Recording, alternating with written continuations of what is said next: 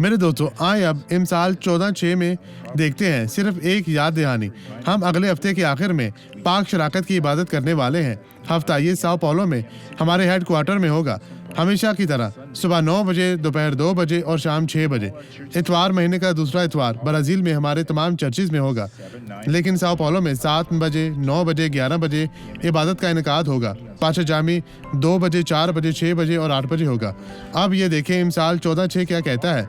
ठट्ठाबाज हिकमत की तलाश करता है। इस तानाजनी की तरह मत बने, लोगों का मजाक उड़ाना बंद करें। इस बदरू के साथ काफ़ी है।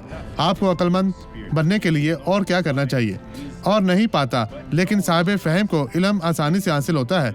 खुदा का कलाम खुला हुआ है, इसको सीखें और दानिशमंद बने। खुदावंद आपको बरकत दे। अब ये गवाही देखें।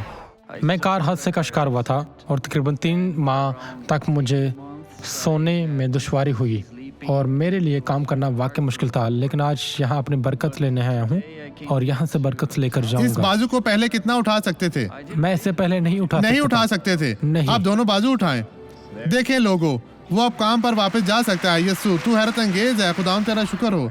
आए अब दुआ करें। बाप, इस शख्स को छू। मैं अब अपने ईमान को इस्तेमाल करता हूँ और तेरी ताकत को भी, और मैं इनकी जिंदगी से हर तरह की बदी यीशु मसीह नासरी के नाम में निकालता हूँ। आमीन।